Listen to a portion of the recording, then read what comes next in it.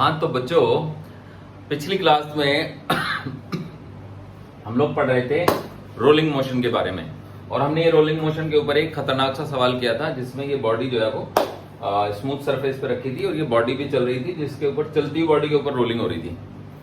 तो अब हम थोड़े अलग टाइप के क्वेश्चन करेंगे जिसमें हम एक बॉडी को रोल करा के किसी सरफेस पे छोड़ देंगे और फिर देखेंगे, मतलब रोटेट करा के किसी सरफेस पे छोड़ देंगे और फिर देखेंगे कि वो कितनी देर बाद प्योर रोलिंग शुरू करती है।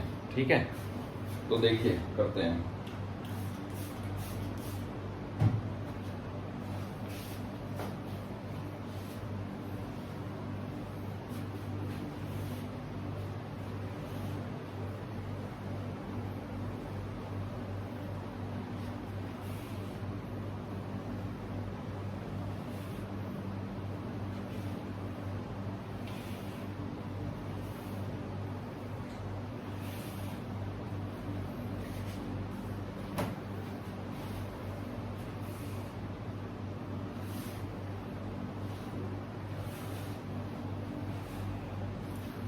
तो देखिए बच्चों, करते हैं शुरुआत। तो क्वेश्चन ये है, a solid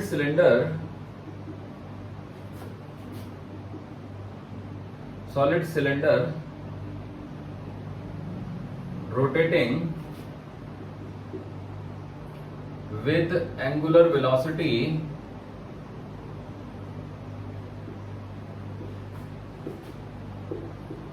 omega naught is gently placed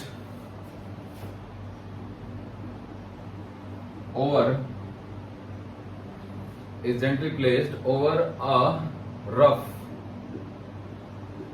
horizontal surface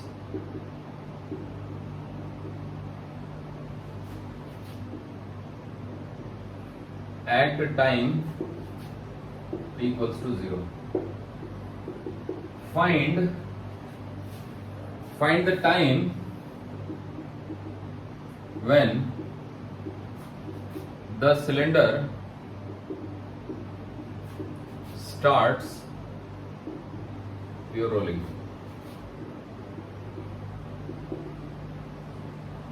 and also find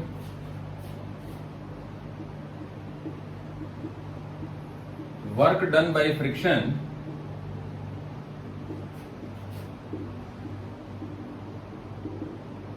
in this process.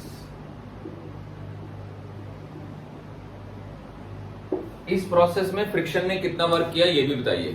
ठीक है, तो होपफुली आपको क्वेश्चन क्लियर हो गया, या आप क्वेश्चन आप नोट करो। तो देखो, ये एक रफ हॉरिजॉन्टल सरफेस है बच्चों। तो इस रफ हॉरिजॉन्टल सरफेस पे यहाँ पे एक सॉलिड सिलेंडर है जो घूम रहा है हवा में। ठीक है, किसी एक्सिस पे घूम रहा है, मान लो वो एक्सिस को हमने पकड़ा हुआ है और ये ऐसे ओमेगा नॉट एंगुलर वेलोसिटी से घूम रहा है। ठीक है, तो t इक्वल टू 0 पे हमने इसको धीरे से नीचे टिका दिया, बड़ा बन गया।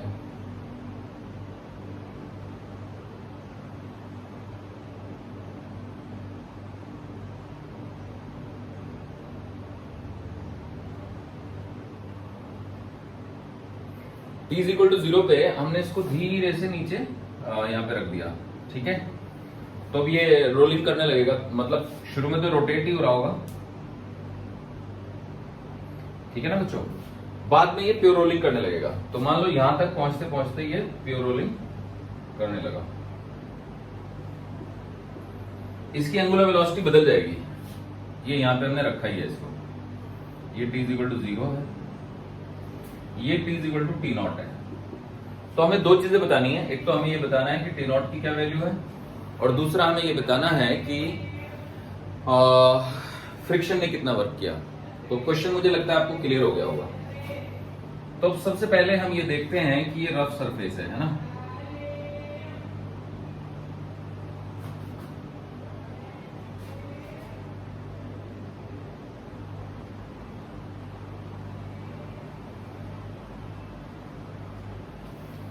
तो अब इस रफ सरफेस पे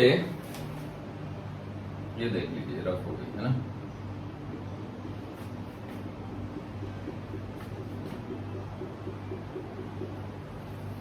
तो इस तरफ सरफेस पे आपने इसको छोड़ दिया।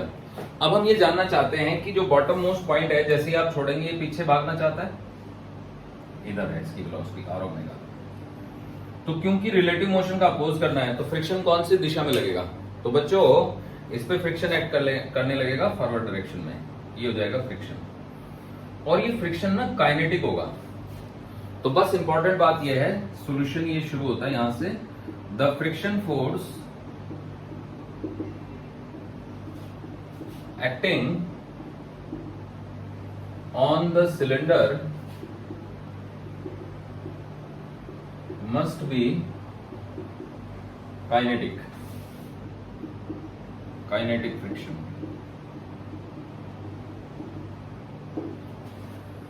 तो कुल मिला के काइनेटिक फ्रिक्शन का भी एक फॉर्मूला होता है ना बच्चों, काइनेटिक फ्रिक्शन का फॉर्मूला होता है म्यू इंटू एन। अब एन की वैल्यू mg के बराबर होगी, तो ये हो जाएगा म्यू इंटू में mg, इतना फ्रिक्शन इस पे लगेगा। तो अब पूरा सॉल्यूशन करने के लिए मुझे जगह चाहिए, तो मैं ये क्वेश्चन हटा रहा हूं। तो आप इसका स्क्रीनशॉट ले लीजिए या फिर आप इसको नोट कर लीजिए पहले। तो देखिए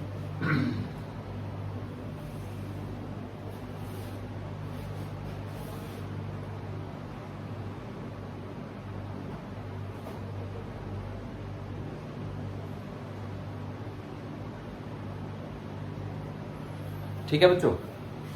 तो देखो अब हम इस सिलेंडर का एक्सेलरेशन निकालेंगे। मान लो A is acceleration of the cylinder.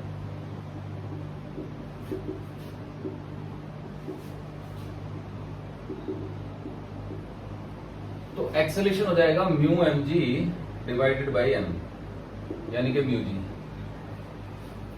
अब एंगुलर एक्सेलरेशन निकालेंगे। Let alpha is angular acceleration of the cylinder.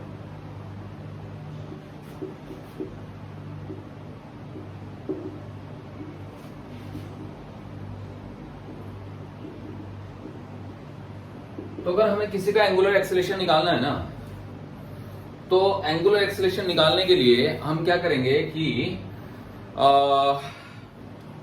Torque upon में मोमेंट ऑफ इनर्शिया करेंगे। तो टॉर्क हो जाएगा म्यू एम जी इंटू में आर, और मोमेंट ऑफ इनर्शिया जो है वो इसका 1/2 एम आर स्क्वायर होता है। तो 1/2 एम इंटू में आर स्क्वायर। तो आर से आर काट देंगे, 2 ऊपर चला जाएगा, तो ये हो जाएगा 2 म्यू जी बाई आर। अब इसमें आप चाहो तो माइनस लगा सकते हो। Minus is to indicate that it is trying to reduce the angular velocity. तो ध्यान से देखो क्यों करेगा ये रिड्यूस, क्योंकि फ्रिक्शन आगे को लग गया, तो ओमेगा जो फ्रिक्शन का टॉर्क है ना वो आउटवर्ड हो गया, और एंगुलर वेलोसिटी जो है वो इनवर्ड है। अगर उंगलियों का घुमाव सेंस ऑफ रोटेशन को बता रहा है तो अंगूठा एंगुलर वेलोसिटी को बताएगा, वो इनवर्ड हो गई। और फ्रिक्शन फोर्स उधर को लग गया तो फ्रिक्शन का टॉर्क जो है वो आउटवर्ड हो गया। तो इनिशियल एंगुलर वेलोसिटी को अगर मैं पॉजिटिव मान लूं तो जो टॉर्क है ना वो एंगुलर वेलोसिटी की डायरेक्शन के अपोजिट है, तो इसलिए नेगेटिव ले लिया। अब इससे होगा क्या? इससे होगा ये कि सिलेंडर की वेलोसिटी तो बढ़ती जाएगी और एंगुलर वेलोसिटी घटती जाएगी। तो मान लो यहाँ पे इस पॉइंट की वेलोसिटी आगे को हो गई v और पीछे को ये हो गया आर ओमेगा। तो प्योर रोलिंग यहाँ पे शुरू हो गई ना, तो प्योर रोलिंग की कंडीशन है कि जो बॉटम मोस्ट पॉइंट है उसकी वेलोसिटी 0 होनी चाहिए। तो प्योर रोलिंग के लिए जो v है ना वो आर ओमेगा के बराबर होना चाहिए। अच्छा याद रखो यहाँ पे v 0 ही था, मतलब इनिशियल वेलोसिटी और 0 हियर। तो अब आप देख सकते हो कि ये कैसे काम करता है।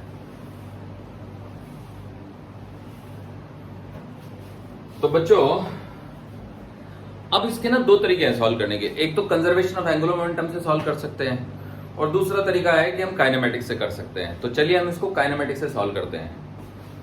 तो यूजिंग काइनेमेटिक्स, तो काइनेमेटिक्स की इक्वेशन होती है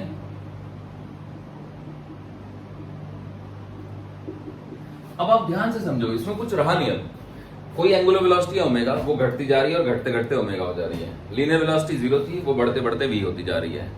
और ये हमारे पास क्या कहते हैं एक्सेलरेशन है, और ये आपका एंगुलर एक्सेलरेशन है। तो अब आप देख सकते हो कि हम लिखेंगे v is equal to u plus at। u तो 0 ही था, तो v is equal to a तो म्यू जी है और t तो t नॉट है, इक्वेशन 1। और omega is equal to omega not plus alpha t. Omega is omega not initial angular velocity, alpha हो गया माइनस का 2 mu g by r into में टी नॉट। ये इक्वेशन नंबर 2 हो गई। अब इसको आर से मल्टीप्लाई कर देते हैं, तो r into omega is equal to r into omega not minus 2 mu ji t not. इसको आप 3 लिख दो। अब क्योंकि प्योर रोलिंग के लिए आर ओमेगा की वैल्यू वी के बराबर होनी चाहिए, तो फॉर प्योर रोलिंग ये लिखा ही हुआ है वैसे तो यहाँ पे, for pure rolling v must be equal to r omega. अब इसकी left hand side r omega है, इसकी लेफ्ट हैंड साइड वी है, और प्योर रोलिंग के लिए वी को आर ओमेगा के बराबर रखना होता है। तो हम लिख देंगे बस mu ji t not is equal to r omega not minus 2 mu ji t not, 2 mu ji t not. Okay, तो इसको इधर ले आओ, तो 3 म्यू जी इंटू में t not is equal to r into में ओमेगा नॉट। तो यहां से बच्चा टी नॉट की वैल्यू आ गई r omega not by 3 mu जी।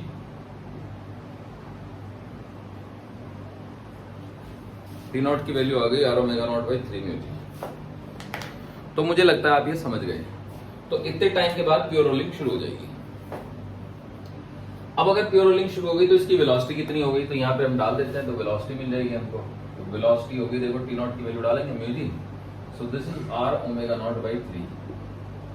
ठीक है, और अगर ओमेगा निकालना हो तो ओमेगा तो वी बाई आर है, तो ओमेगा की वैल्यू होगी आपकी ओमेगा नॉट बाई 3। मतलब देखा जाए तो एंगुलर वेलोसिटी घटते घटते प्रेजेंट वैल्यू की 1/3 रह गई।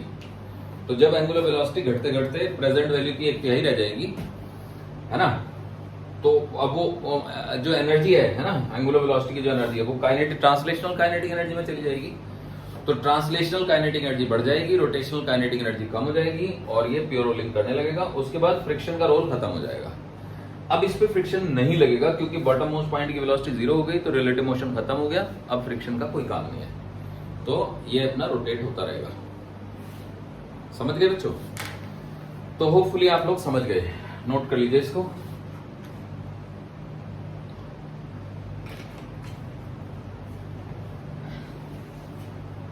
तो चलिए आगे बढ़ते हैं। ओके,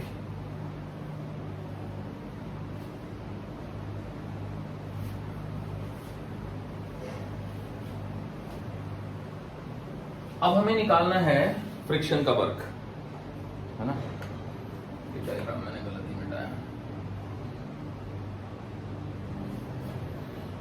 ठीक है बच्चों, so now I want to find out work done by friction. तो to find work done by friction, क्या करेंगे हम? तो हम कहेंगे देखो जी, work done by gravity plus work done by friction plus work done by spring वगैरह, स्प्रिंग तो है ही नहीं, एक्सटर्नल, इज इक्वल टू 0। क्योंकि हॉरिजॉन्टल सरफेस पे no is equal to change in kinetic energy, k final minus के initial. क्योंकि gravity ने तो कोई वर्क किया ही नहीं है, एक्सटर्नल एजेंट ने भी कोई वर्क नहीं किया, तो बस फ्रिक्शन ने वर्क किया है। तो work done by friction is equal to के फाइनल माइनस के इनिशियल। अब के इनिशियल निकालते हैं, तो व्हाट वाज के इनिशियल? तो इनिशियली तो ये रोटेट ही हो रहा था ना बच्चों, तो it was half of I into omega not square. तो अभी तो सॉलिड सिलेंडर था, तो इसका moment of inertia 1/2 mr square था। तो के इनिशियल की वैल्यू आ गई 1/2 into half mr square into omega not square, है ना। So this comes out to be 1/4 mr square omega not square. So this is it. अब बात करते हैं बच्चों के फाइनल की। तो के फाइनल निकालने का मेरे पास बेस्ट तरीका ये है कि मैं हाफ mv स्क्वायर लिखूं और उसमें 1 plus I by mr square कर दूं। ये बेस्ट तरीका होता है। अब आप कहेंगे ये कहां से आया, तो चलिए मैं सिखा देता हूं आपको ये कहां से आता है। ठीक है, देखो, half mv square plus half I omega square, है ना। तो it can be written as half mv square plus half I into में v square upon r square.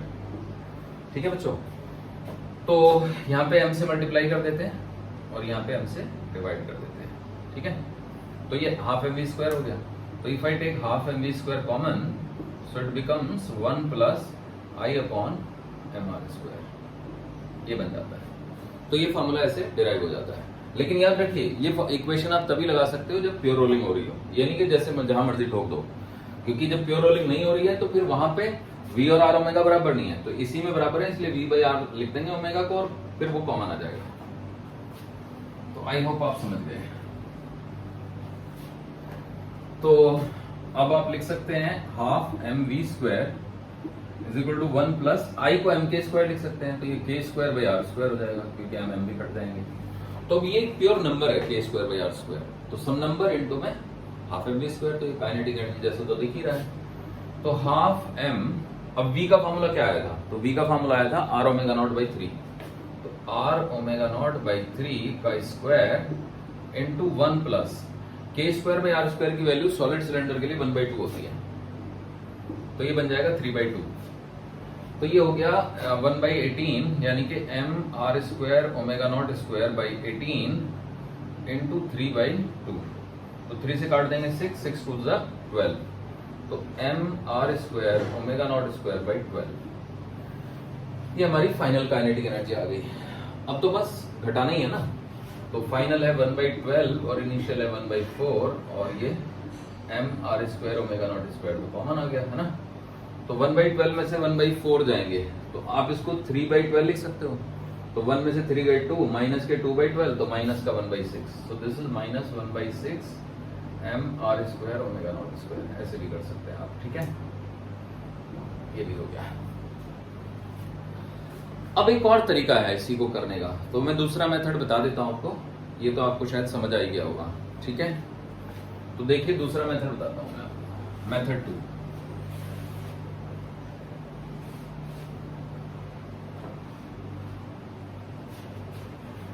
तो इसमें ना हम एक इंटरमीडिएट स्टेट बनाते हैं यहां पे, ठीक है।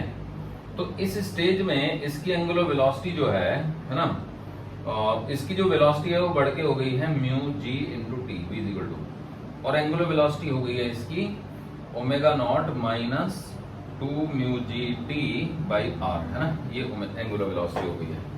तो उसको आर से मल्टीप्लाई करेंगे तो इसके चलते एंगुलर वेलोसिटी के चलते इस पॉइंट की वेलोसिटी इतनी हो जाएगी। याद आया बच्चों? अभी तो मैंने सिखाया था general formula v is equal to u plus a t, है ना, तो उससे v का फॉर्मूला हो गया 0 प्लस म्यू जी इंटू टी, और omega is equal to omega not minus alpha plus alpha into t, omega is equal to omega not minus 2 mu ji t, 2 mu g by r into t, तो r से multiply करेंगे, so this gives me r into omega not, omega is equal to r into omega not minus 2 mu ji into t. तो ध्यान से देखो ये bottom most point है, तो इसके पास एक वेलोसिटी v आगे को है और एक r ओमेगा पीछे को है, तो जो बॉटम मोस्ट पॉइंट है उसको मैं b लिख देता हूं, let b is bottom most point.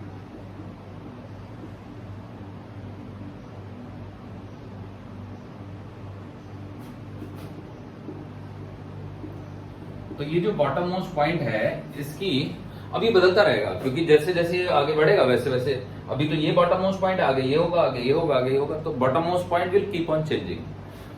तो उसकी वेलोसिटी कितनी है, तो velocity of bottom most point, velocity of b bottom most point, तो वो हो जाएगी v आगे को, यानी mu ji t minus omega not into r minus 2 mu ji t. तो आप देख सकते हो कि ये इधर आ गया, तो ये हो गई आपकी 3 mu ji t minus omega not r. तो ये किधर को है, तो एक्चुअली ये वाली वेलोसिटी ना पीछे को है, अब फ्रिक्शन लग रहा है आगे को, तो वर्क डन बाई फ्रिक्शन निकालना है मुझे, ठीक है। तो this is the velocity of bottom most point. तो अब मैं displacement of bottom most point निकाल लेता हूं, तो displacement of bottom most point,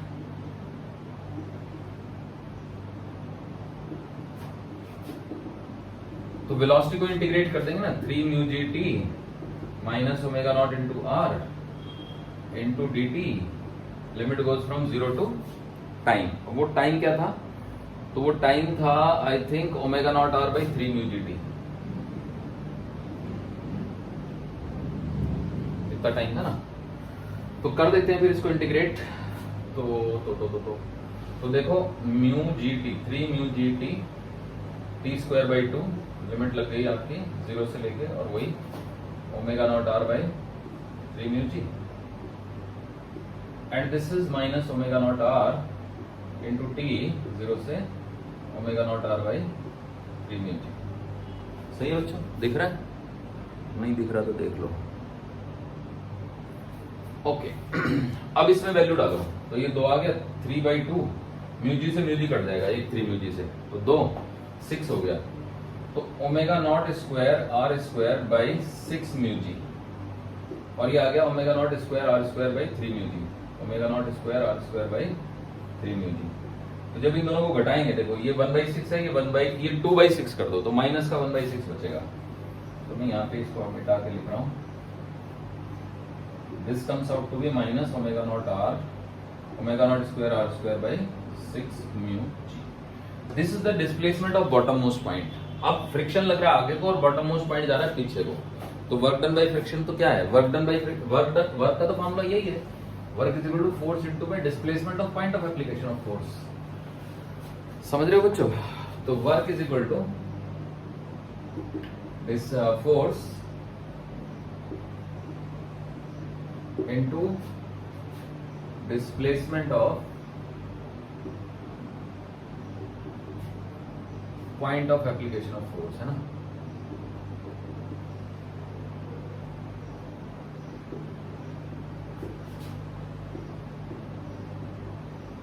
into cos theta, theta is the angle between them, है ना? तो फोर्स कितना लग गया जी? Mu M G. और डिस्प्लेसमेंट कितना है? तो ये माइनस में आ रहा है तो वो कॉस थीटा 180 है उसकी वजह से आ रहा है, ठीक है?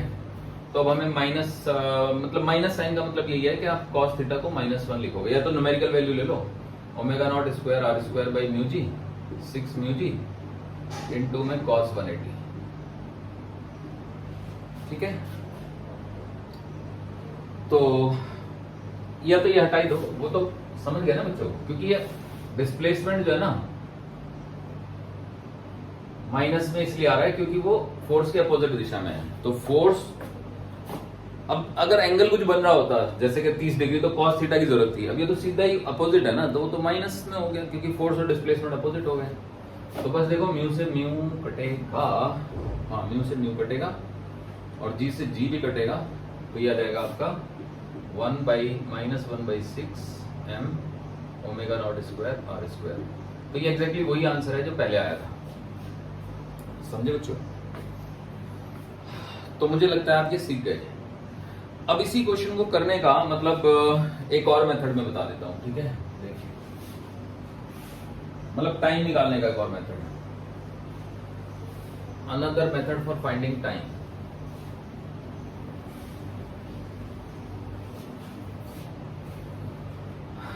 तो देखो मेथड 2,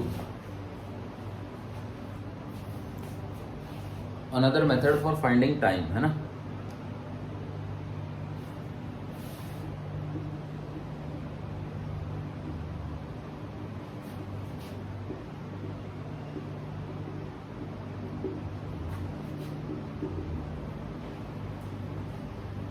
देखो बच्चों क्या करेंगे ना कि सबसे पहले तो हम ये देखेंगे कि इस पे फ्रिक्शन आगे को लग रहा है, तो v is equal to u plus a t होती है, तो a तो हम निकाल ही चुके थे, तो v इज इक्वल टू आ गया 0 प्लस म्यू जी इंटू टी, यानी v is equal to mu ji t हो गया, है ना? This is equation number 1। अब देखो जी आगे ये है कि जब ये आगे बढ़ रहा है तो आप यहां बैठ जाओ, मान लो यू आर हेयर, है ना? इस पॉइंट के फ्रेम से आप सोच रहे हो यू आर हेयर, है ना? तो अगर यहां पे आप हो तो ध्यान से देखो फ्रिक्शन फोर्स की जो लाइन ऑफ एक्शन है वो यहीं से गुजर रही है, mg लगेगा नीचे को, है ना? और नॉर्मल लगेगा ऊपर को, तो नॉर्मल एग्जैक्टली mg के बराबर होगा। तो इस पॉइंट के अबाउट अगर मैं mg का टॉर्क लूंगा तो mg into this distance d हो जाएगा, और इसी पॉइंट के अबाउट अगर मैं नॉर्मल का टॉर्क लूंगा तो नॉर्मल इंटू दिस हो जाएगा। अब mg और नॉर्मल दोनों बराबर हैं, तो mg का टॉर्क हुआ mg इंटू डी, नॉर्मल का टॉर्क हुआ mg इंटू डी, दोनों अपोजिट है तो कैंसिल हो गए। फ्रिक्शन का टॉर्क इस पॉइंट के अबाउट 0 आएगा क्योंकि फ्रिक्शन की लाइन ऑफ एक्शन इसी से गुजर रही है। तो बेसिकली इस प्लेन पे जितने भी पॉइंट है उन सब के अबाउट नेट टॉर्क 0 है, क्योंकि mg का और n का टॉर्क तो आपस में एक दूसरे को कैंसिल कर ही देते हैं। तो कुल मिला के मान लो ये पॉइंट O है, तो net torque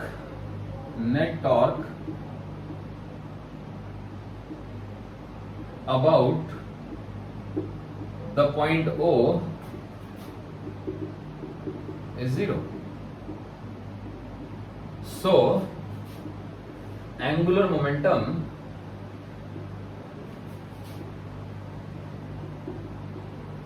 about O should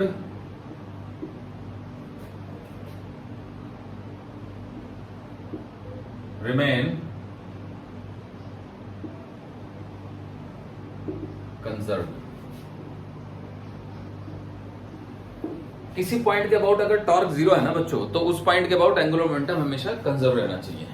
तो ठीक है, फिर लिखते हैं। तो देखो एंगुलर मोमेंटम कंजर्वेशन लगाते हैं, है ना।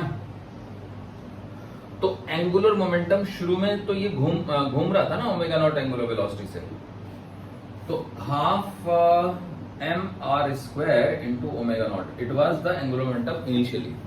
बाद में फिर ये घूम रहा है ओमेगा एंगुलर वेलोसिटी से, तो हाफ mr² इंटू ओमेगा, और साथ ही साथ ये चल भी रहा है। तो ट्रांसलेटरी मोशन के चलते ये जो पॉइंट है, इस पॉइंट की जो लोकेशन है ये इससे r डिस्टेंस पे है। तो एंगुलर मोमेंटम का फॉर्मूला बताया था ना मैंने आपको, mvr, यानी कि the product of linear momentum to the perpendicular distance of line of action of linear momentum from the point of observation. तो वो हो जाएगा m into v into r. अब ध्यान से देखो, प्योर रोलिंग की कंडीशन है v equal to r omega, तो ये हो गया आपका half mr² omega into plus m into r omega into r. तो this is half mr² omega, this is mr² omega, so this comes out to be 3/2 mr² into omega. अब ध्यान से देखो, 1/2 mr² से 1/2 mr² गया, तो यहां से बचा बस ओमेगा नॉट, और यहां से बचा आपका 3 omega. So this gives me omega is equal to omega not by 3। So v is equal to r into omega, that is r into omega not by 3। तो बस v की वैल्यू यहां डाल देंगे तो उससे टाइम आ जाएगा। तो अगर मैं इसमें t नॉट डाल देता हूं, टाइम है ना, तो if I put v equals to this, यानी कि r omega not by 3 is equal to mu g into t naught. So this gives me T naught is equal to R omega naught by 3 mu g. So that is the perfect answer. ठीक है बच्चों, ये इस तरह से answer दोबारा से आ गया है। तो होपफुली आप लोग समझ गए, ठीक है। चलिए नोट कर लीजिए इसको।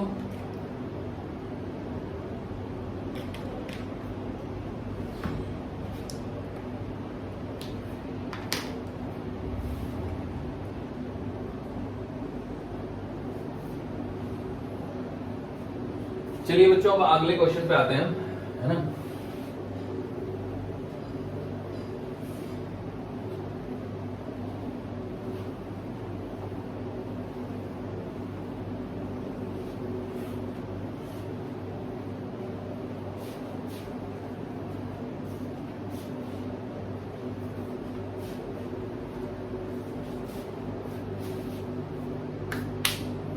देखिए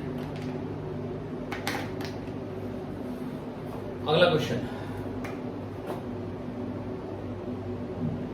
a solid sphere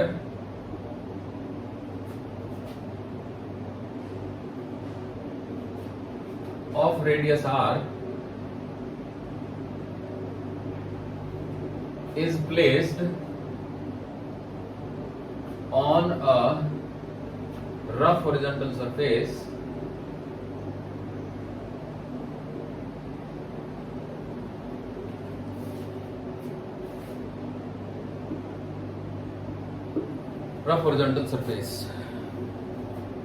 at the time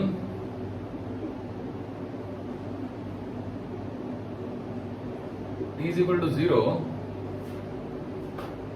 an impulse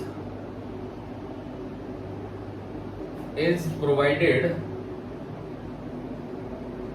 to it in horizontal direction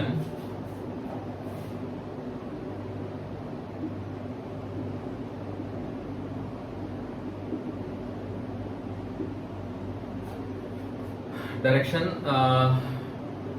और इम्पल्स जो है वो इसके सेंटर से पास हो रही है लाइन इम्पल्स की, एज शोन इन फिगर है ना, बाई अ क्यू कर देते हैं, by a Q, CUE, Q जो है वो बिल्लियर्ड का जो गेम होता है ना, उसका डंडा जो होता है ना, उसको कहते हैं Q as shown in figure. तो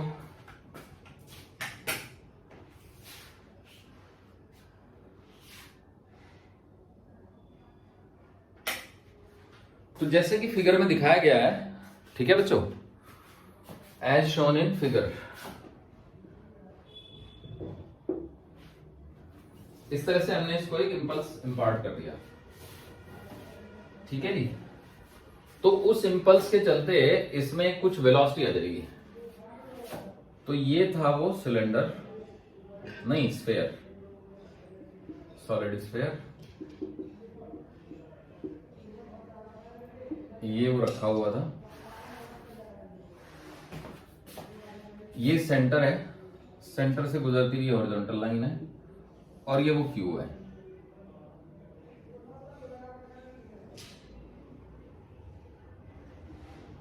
ठीक है,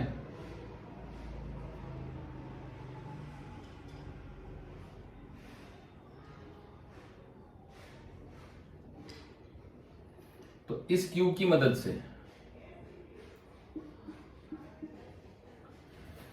बिल्कुल सेंटर से पास होने, क्योंकि जब सेंटर पे मारेंगे ना तो घूमेगा नहीं है, तो हमने इसको घुमाना नहीं है, बस इसके पास एक वेलोसिटी आ जाएगी। तो जैसे ही डंडा लगेगा, तो डंडा लगते ही मान लो इसने एक वेलोसिटी एक्वायर कर ली, ये V0 है ना। अब ये जो पॉइंट है ये आगे भागने की कोशिश कर रहा है, तो फिर अब इस पे फ्रिक्शन पीछे को लग जाएगा μmg, और वो काइनेटिक फ्रिक्शन लगेगा। तो मान लो ये सब t0 पे हुआ, तो t0 वो इंस्टेंट है जब इस पे इसकी वेलोसिटी V0 हो गई। अब थोड़ी देर बाद फिर ये प्योर रोलिंग करने लगेगा, समझ गए बच्चों। तो यहां पे ये प्योर रोलिंग करने लगता है ओमेगा, और ये वेलोसिटी हो गई v। तो हमें यही बताना है कि find the time when it starts pure rolling and also find work done by friction, मतलब सेम ही क्वेश्चन है, ठीक है।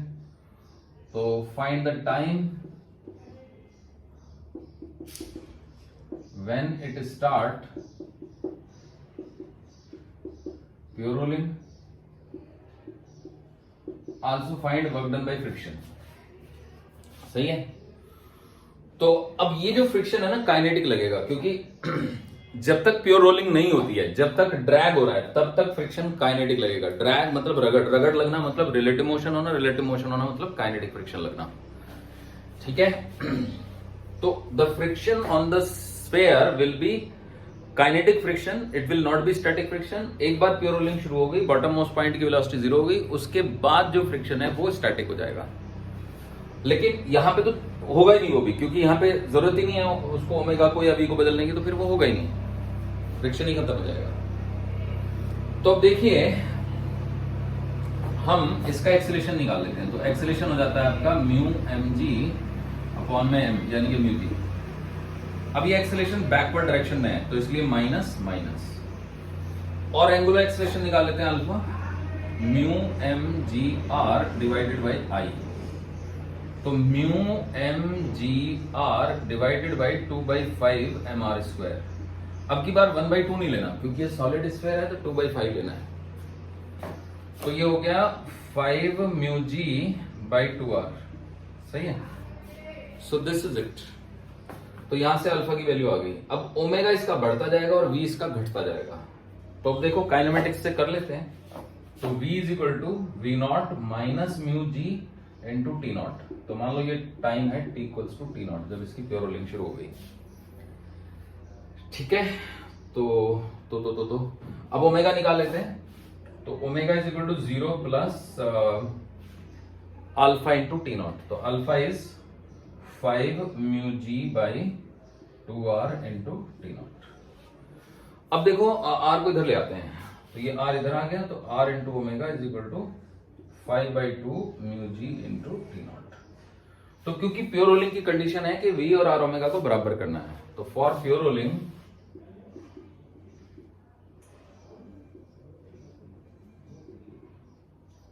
v must be equal to r omega.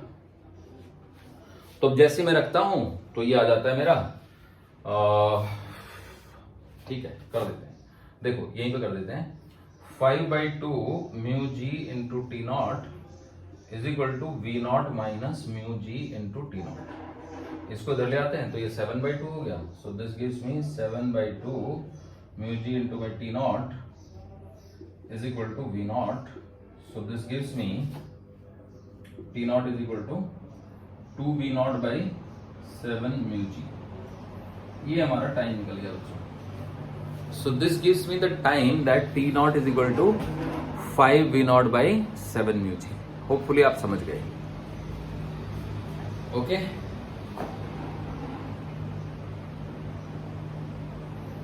तो अब क्या रह गया, अब हमें वर्क डन बाय फ्रिक्शन निकालना है। तो ये मैं मिटा रहा हूं, ठीक है बच्चों। या चलो इसी का मेथड 2 बताता हूं पहले, है ना। Method 2 we can also do method 2। तो मेथड 2 में ये है कि हम इसकी ना ट्रांसलेटरी मोशन की इक्वेशन लिखेंगे। देखो मेथड 2, तो v is equal to we naught minus mu ji into T not, ये तो लिख ही देंगे। अब हम यहां बैठ जाएंगे, यू आर एयर। बात वही है कि mg लग गया नीचे को, नॉर्मल लग गया ऊपर को, और फ्रिक्शन लग गया पीछे को। तो फ्रिक्शन का जो है ना एफ के, इसकी लाइन, इस पॉइंट के अबाउट फ्रिक्शन का टॉर्क 0 है, क्योंकि फ्रिक्शन की लाइन ऑफ एक्शन इधर ही से जा रही है। mg का जो टॉर्क है mg नीचे को लग रहा है तो n ऊपर को लग रहा है। mg का टॉर्क और n का टॉर्क इक्वल एंड अपोजिट है, तो वो एक दूसरे को कैंसिल कर देंगे। तो इस पॉइंट के अबाउट नेट टॉर्क 0 हो गया। यानी इस पूरी सरफेस पे, सरफेस ही समझ लो, कोई भी पॉइंट अगर आप लोगे, नहीं सरफेस पे नहीं, इस पूरी लाइन पे अगर आप कोई भी पॉइंट लोगे तो उस पॉइंट के अबाउट नेट टॉर्क हो जाएगा 0। इस लाइन पे, मतलब जो बॉटम मोस्ट पॉइंट से गुजरती हुई हॉरिजॉन्टल लाइन है, समझ गए। तो अगर नेट टॉर्क 0 हो गया तो कंजर्वेशन ऑफ एंगुलर मोमेंटम लगा देंगे। तो using conservation of angular momentum,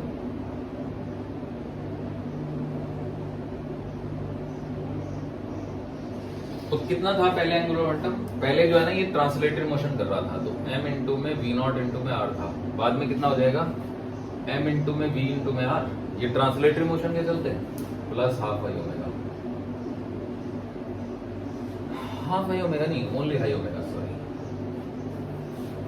तो I की वैल्यू क्या है, सो this gives me mvr plus 2/5 mr square into omega.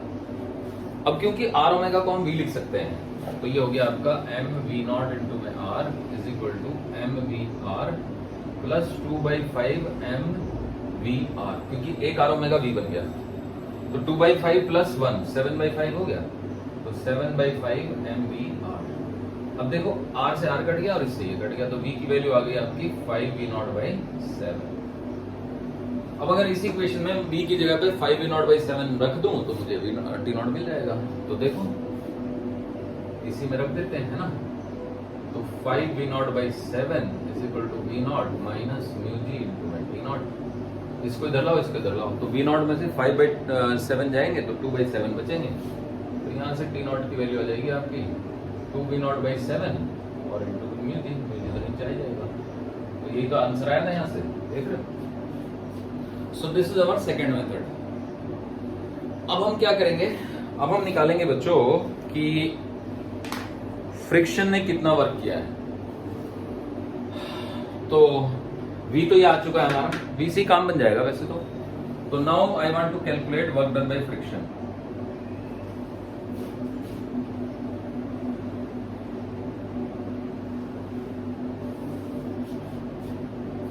Now we want to calculate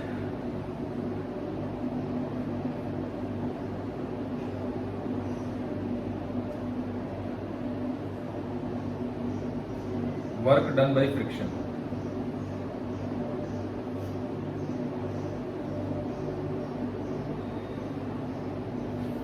तो वर्क डन बाय फ्रिक्शन निकालने के लिए वही work done by friction is equal to के फाइनल माइनस के इनिशियल, है ना। तो पहले के इनिशियल देख लेते हैं। तो के इनिशियल बहुत ही शानदार तरीके से half m V naught square, क्योंकि शुरू में तो ट्रांसलेटरी मोशन था ना, डंडा मारा था हमने इस पे क्यू। के फाइनल जो है वो हमारा, जब ये प्योर रोलिंग हो रही होगी तो मैंने सिखाया था half M we square into 1 plus K square by R square, ये सिखाया था ना। अब के स्क्वायर बाई आर स्क्वायर जो है वो 2/5 हो जाएगा, समझे बच्चों। तो v ये रहा, तो ये आ जाएगा 1/2 इंटू में m इंटू में 5 वी नॉट बाई 7 का स्क्वायर इंटू 1 प्लस 2/5, यानी कि 7/5 हो गया। तो अब देखो 7/5, एक 7 से एक 7 जाएगा, एक 5 से एक 5 जाएगा, तो ऊपर एक 5 बचेगा, नीचे एक 7 बचेगा। तो 5/7 मतलब के फाइनल की जो वैल्यू आएगी ना बच्चों, यहाँ पर लिखो, यहाँ लिख रहा हूँ, तो के फाइनल की वैल्यू आएगी m इंटू में वी नॉट स्क्वायर इंटू में 5 डिवाइड बाई 14, ये आएगी m V naught square by 14। Okay बच्चों, तो बस अब W final work done by friction लिख देते हैं हम लोग, है ना, स्मॉल f लिख लो। K final is 5 m v not square by 14 minus 1/2, तो 1/2 को भी मैं 7/14 लिख देता हूँ, तो 7/14 m v नॉट स्क्वायर। तो 5 में से 7 माइनस कर दो, तो माइनस के 2 बचेंगे, तो 2 से 2 काट दो, तो वर्क डन बाई फ्रिक्शन जो है ना सॉल्व होके माइनस का 1/7 m v नॉट स्क्वायर आ गया, नीचे लिख देता हूँ। So solving this we get work done by friction is equal to minus का 1/7 m v नॉट स्क्वायर। समझ गए बच्चों? So in this way we got the answer. तो होपफुली आप लोग समझ गए कि कैसे हम लोग वर्क डन बाय फ्रिक्शन निकाल सकते हैं। एक दूसरा मेथड भी होता है, वो भी बता देता हूं। देखो दूसरा मेथड यह है कि हम बॉटम मोस्ट पॉइंट का डिस्प्लेसमेंट निकालें और उसको फ्रिक्शन फोर्स से मल्टीप्लाई कर दें। तो देखो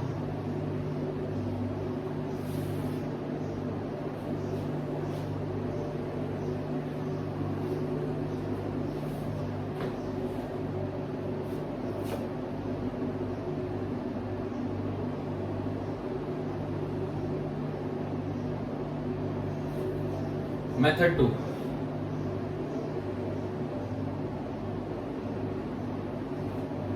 मेथड 2 ये है कि हम क्या करें, ये बॉटम मोस्ट पॉइंट जो ये जो पॉइंट है नीचे वाला, इसका इसकी वेलोसिटी निकालें। तो velocity of the bottom most point,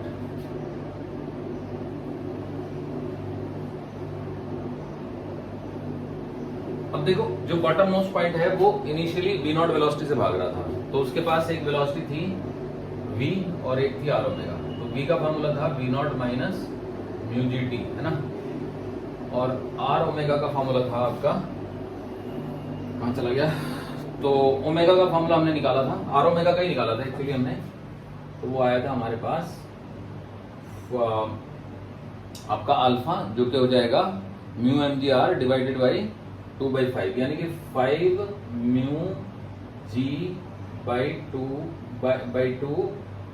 है ना, इंटू टी, ऐसे टी नॉट, हाँ टी नॉट नहीं करना है, ठीक है बच्चों, क्योंकि अल्फा इंटू टी नॉट तो था ना फाइनल वैल्यू, तो ये तो इंटरमीडिएट किसी इंस्टेंट की ले रहे हैं ना हम इसको, ठीक है।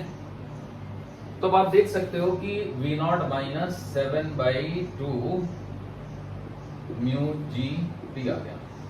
अब हम displacement of bottom most point निकालेंगे, तो displacement of bottom most point,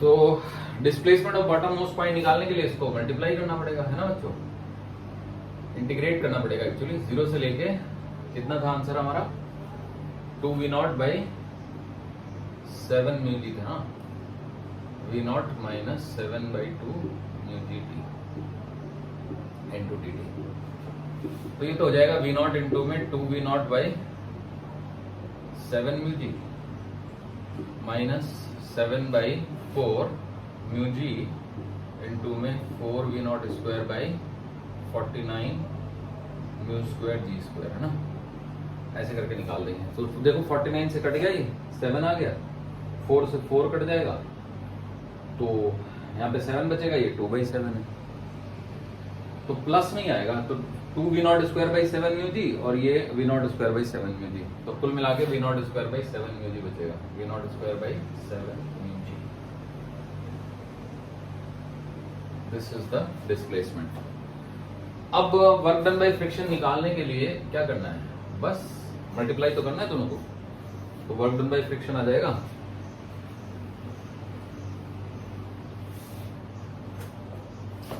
work done by friction is equal to friction into आपका डिस्प्लेसमेंट, है ना,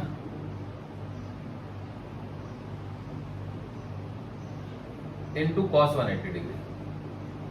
अब वही बात है, अगर आप फ्रिक्शन की वैल्यू माइनस म्यू mg ले लोगे तो फिर cos 180 मत लेना, क्योंकि अल्टीमेटली फ्रिक्शन को अगर हम न्यूमेरिकल वैल्यू लेंगे ना तो फिर cos 180 लेंगे, और अगर न्यूमेरिकल वैल्यू नहीं लेनी है माइनस में ही डाल देना है, क्योंकि फ्रिक्शन लेफ्ट लग रहा है और डिस्प्लेसमेंट राइट वर्ड है, तो बस माइनस का म्यू mg इनटू में v0 square by 7 mu g, तो देखो म्यू जी से म्यू जी कट गया तो 1/7 आ गया, तो माइनस का 1/7 m v0 स्क्वायर, ये वही है जो पहले आया था। तो इस तरीके से हमने वर्क डन बाय फ्रिक्शन इसमें निकाल दिया है, दो मेथड से, ठीक है बच्चों। तो ये है friction into displacement of bottom most point, या displacement of the point where the friction is acting, displacement of the point where the friction force is acting, है ना, of the point where the friction force is acting।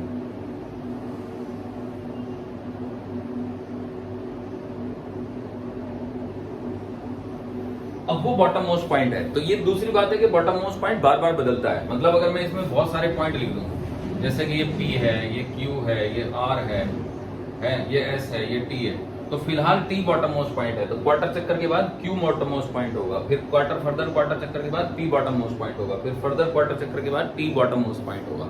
तो ऐसे bottom most point will keep on changing, समझे। और S और Q के बीच में भी तो करोड़ों पॉइंट हैं, तो क्वार्टर चक्कर से थोड़े कम चक्कर पे, है ना, कभी ये बॉटम मोस्ट पॉइंट होगा, कभी ये होगा, फिर ये होगा, फिर ये होगा, ऐसे करके लाखों करोड़ों अरबों खरबों पॉइंट है, तो अलग अलग इंस्टेंट पे अलग अलग बॉटम मोस्ट पॉइंट होंगे, पर बॉटम मोस्ट पॉइंट की वेलोसिटी इसी फार्मूले से निकलेगी, उसका डिस्प्लेसमेंट भी हमने निकाल लिया, मतलब हकीकत में वो कोई पॉइंट है नहीं, इमेजिनरी पॉइंट है, समझ गए। और है भी, ऐसा भी नहीं है कि नहीं है, क्योंकि किसी इंस्टेंट में आप फोटो खींचोगे तो कोई ना कोई तो होगा जो सबसे नीचे है, ये बात। तो आई होप आपको ये समझ आ गया। तो चलिए अब इसको मिटा देता हूं मैं, है ना। इस क्वेश्चन को थोड़ा बदलते हैं, ठीक है।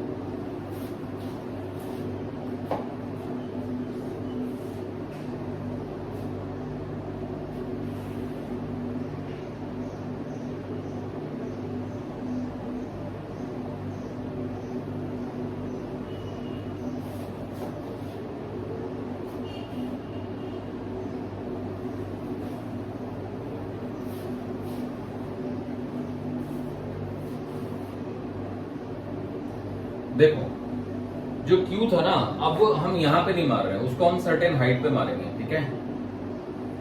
अब यही बताना है कि कितनी हाइट पे मारें ताकि ये प्योर रोलिंग इमीडिएटली शुरू कर दे। तो मान लो ये H हाइट पे हमने इसको मार दिया Q से, ये Q है बच्चों, समझ रहे हो।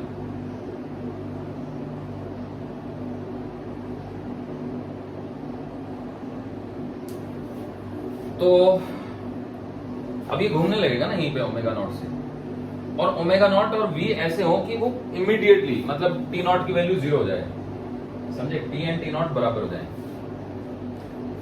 तो in the situation shown in figure,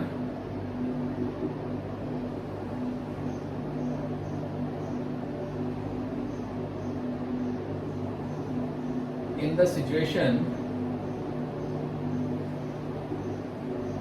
shown in figure,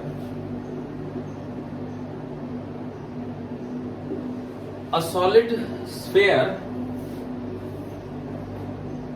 a solid sphere is placed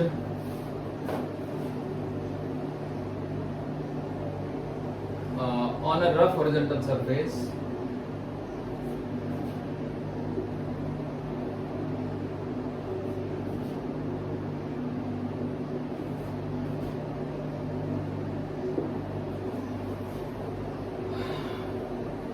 and it is hit by a cube and an impulse. अब impulse की वैल्यू भी दे देता हूं मैं, J is provided by a cube. वैसे तो impulse को जब हम लॉज ऑफ मोशन पढ़ रहे थे तो I से डिनोट किया था, पर I मोमेंट ऑफ इनर्शिया भी है तो इसलिए मैंने सिंबल बदल दिया, J कर दिया, है ना। तो फाइंड द हाइट h, है ना, एज शोन इन फिगर है। तो find the value of h so that it start pure rolling immediately after the hit. Find the value of h so that the cylinder, the sphere starts pure rolling immediately after the impact. Impact के फौरन बाद जो है ना ये pure rolling करने लगे। ठीक है जी, तो चलिए फिर करते हैं सॉल्व। तो बच्चों जैसी टक्कर होगी तो इसको ओमेगा मिलेगा एक, तो यहाँ पे फ्रिक्शन का कोई चक्कर नहीं है, वो तो सीधे कह रहा है कि भैया प्योर रोलिंग इमीडिएटली हो जानी चाहिए। ठीक है, तो टी नॉट को 0 आना चाहिए, T naught must be equal to 0। तो अब देखो मान लो J है तो J is impulse, impulse is equal to m into में V naught, so this gives me V naught is equal to J by m। वैसे तो I बाई m होता है, I इज द इम्पल्स, क्योंकि impulse is equal to change in momentum होता है, तो शुरू में तो मोमेंटम था ही नहीं, कुछ रुका ही हुआ था ये तो, है ना। In the situation a solid sphere is placed, placed मतलब रुका हुआ है। अब इस J के चलते ना कुछ एंगुलर इम्पल्स लगेगा तो एंगुलर इम्पल्स कितना हुआ,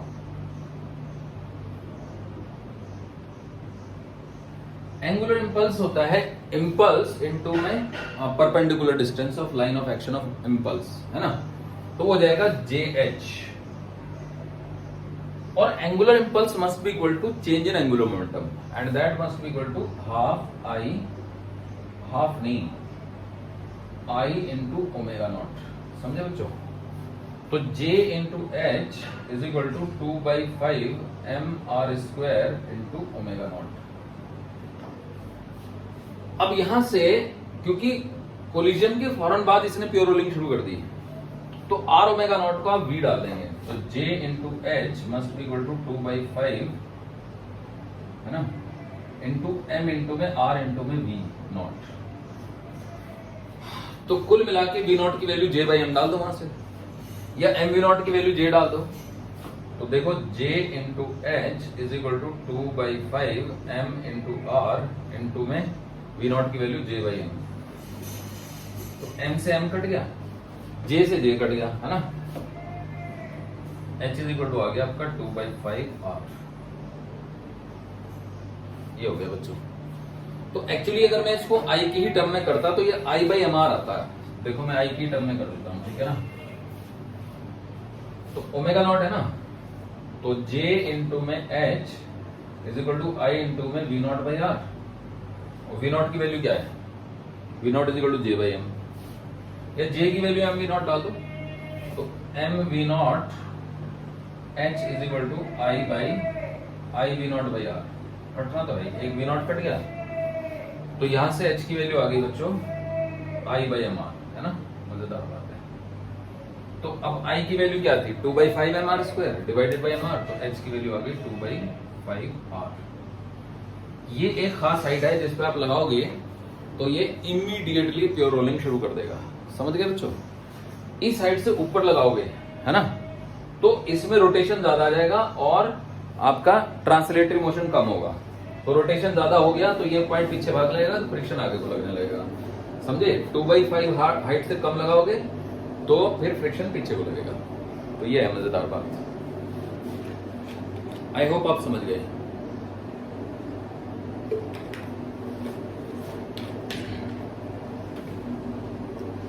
अब मैं एक क्वेश्चन और देता हूं बच्चों, देखो।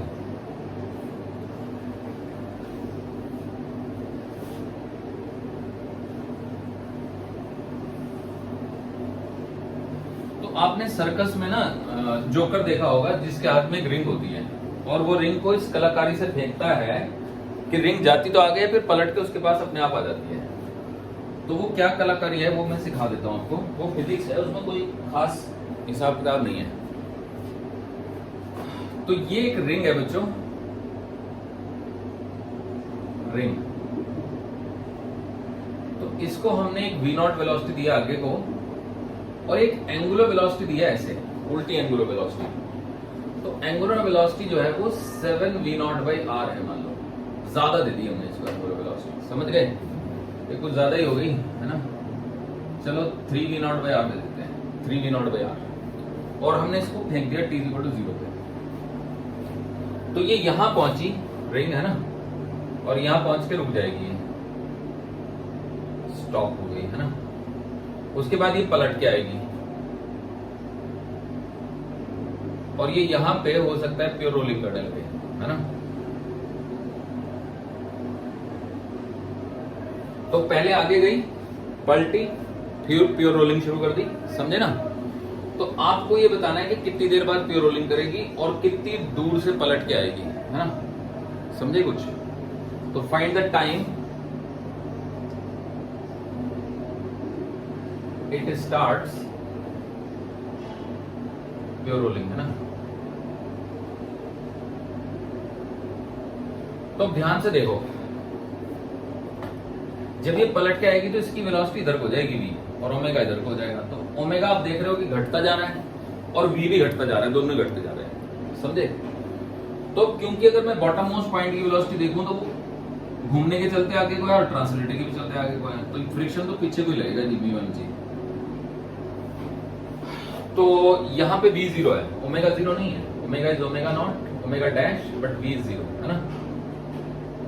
वेलोसिटी 0। आई होप आप समझ गए। तो ये भी हम निकाल लेंगे बाद में, इसमें कोई दिक्कत नहीं है। तो अब देखिए, v is v=v0 minus μg t not, है ना। ये मान लो t=0 है, ये मान लो t=t0 है, क्योंकि भैया ये पीछे को हो गया ना, ठीक है। अच्छा, ओमेगा की जो सेंस ऑफ रोटेशन थी ना, वो शुरू में भी मान लो नेगेटिव थी, बाद में भी नेगेटिव है। तो माइनस का omega is equal to minus का ओमेगा नॉट, जो कि माइनस का 3v0/r है ना। और माइनस ही है ना, ओमेगा घट रहा है ना, omega is reducing, minus mu mgr/mr² into t0, क्योंकि इनिशियल एंगुलर वेलोसिटी नेगेटिव, ठीक है, ऐसे।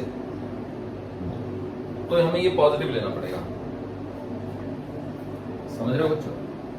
क्योंकि अगर मैं इस दिशा को नेगेटिव ले रहा हूं तो ये जो दिशा है टॉर्क की, वो तो पॉजिटिव हो गई ना फिर। अब देखो, m से m कट गया, r से r कट गया। फिर इसको इधर ले आओ, है ना। कैसे करूं? तो ठीक है, कोई बात नहीं। r से मल्टीप्लाई कर देते हैं, minus r into omega is equal to minus का 3v0 माइनस प्लस म्यू जी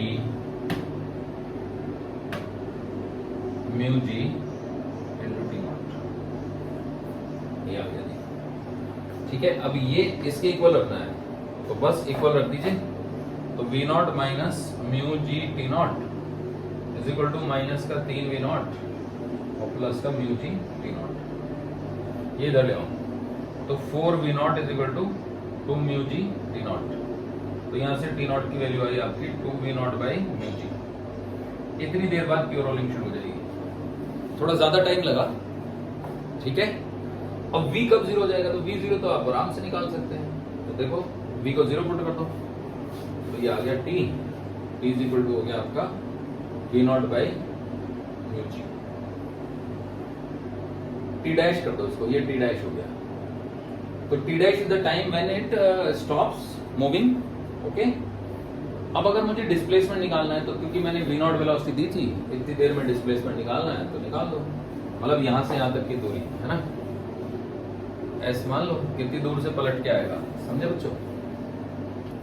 यहां बता देता हूं मैं, S is equal to we naught into T dash minus half into mu ji into T dash का स्क्वायर, है ना। टी डैश की वैल्यू डाल दो V naught by mu G, S की वैल्यू आ गई वी नॉट का square by mu G minus V naught का स्क्वायर बाई 2 म्यू जी। कितना बचा? वी नॉट का स्क्वायर बाई 2 म्यू जी बचा। That is the displacement. समझ गए बच्चों? तो ये बड़ा ही मजेदार सा क्वेश्चन होता है एंड होपफुली आप समझ गए होंगे। तो इसमें जोकर जो है ना उसको ऐसे पकड़ता घुमा के फेंक देता है, ऐसे घुमा के, है ना, यहां से पकड़ता है वो उसको और अपने हाथ को ऐसा झटका देता है कि उसको एंगुलर वेलोसिटी उल्टी मिल जाए और आगे जाए वो। तो बॉडी आगे जाती है, आगे जाके पीछे आ जाती है। समझे बच्चों? क्योंकि यहाँ पे एंगुलर वेलोसिटी इधर को है, तो इधर को होने के चलते फ्रिक्शन इधर को लग रहा है, तो फ्रिक्शन इसको पलट के ले आता है। तो क्योंकि वेलोसिटी है तो पहले तो ये ऐसी हो गई ना जैसे बॉडी आगे गई, आगे जाके पीछे आ गई। जैसे मैंने इसको ऊपर फेंक दिया तो क्योंकि इनिशियली वेलोसिटी और एक्सेलरेशन अपोजिट है तो आगे जाके पीछे आना ही है इसको। तो वेलोसिटी आगे को, फोर्स पीछे को, तो आगे जाके पीछे आएगी। समझ गए बच्चों? चलिए।